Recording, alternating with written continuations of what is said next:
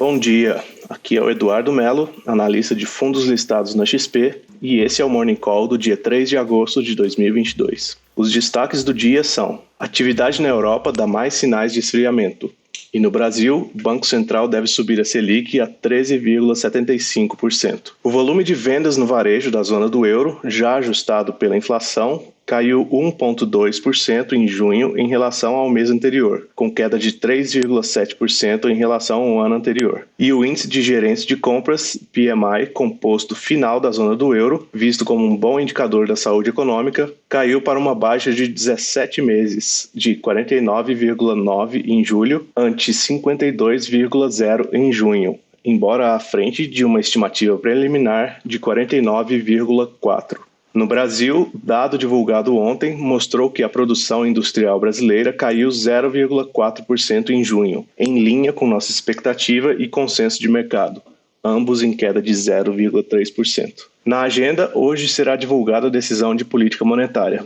Hoje começa a Expert XP 2022, com participação de Howard Marks e Ronaldo. Para se inscrever, basta acessar o link na descrição. O Ibovespa fechou em alta de 1,11% nesta terça-feira, 2 de agosto, aos 103.361 pontos, escapando da tendência de baixa vista nos Estados Unidos e Europa. Os juros futuros inverteram a tendência de baixa dos últimos dias e encerraram o dia de ontem em alta firme. Os trechos intermediário e longo foram os que mais avançaram, acompanhando a abertura da curva americana, com redução nas apostas de moderação na postura do Federal Reserve para o aperto monetário. Os vencimentos curtos ficaram estáveis, que por serem mais relacionados à política monetária doméstica, refletem a espera do mercado pelo resultado do Copom hoje. DI de janeiro 23 fechou em 13,78%, o DI de janeiro 24 em 13,295%, o DI de janeiro 25 em 12,65%,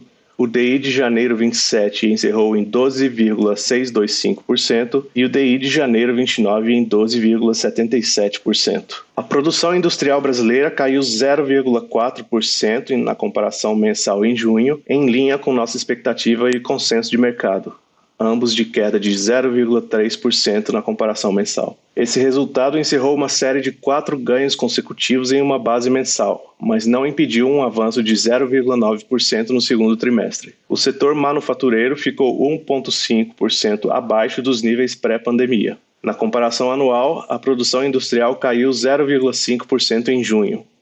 A projeção da XP era de 0,4% de queda e a mediana das projeções de mercado de queda de 0,2%. O XP Tracker para o crescimento do Brasil no segundo trimestre foi de 0,8% na comparação trimestral e 2,6% na comparação anual. Prevemos que o PIB do Brasil crescerá 2,2% em 2022. Na agenda, aguardamos decisão de política monetária do Copom no fim do dia. Com as pressões inflacionárias globais começando a diminuir, acreditamos que o comitê finalmente fará a pausa que vem sinalizando há algum tempo. Em nosso cenário básico, o Copom eleva a Selic em 0,5 pontos percentuais esta semana e a mantém em 13,75% até meados do ano que vem. Reconhecemos, porém, que o comitê pode optar por ir um pouco mais longe, para garantir que o IPCA recue adiante. Os mercados globais amanhecem positivos, Estados Unidos em 0,5% de alta e Europa em alta de 0,1%, ainda com as atenções voltadas para as tensões geopolíticas após a visita de Nancy Pelosi a Taiwan e novos comentários contracionistas dos membros do Federal Reserve. A taxa de juros de 10 anos dos Estados Unidos avançou para 2,78% após o pronunciamento de 3 membros do Banco Central americano,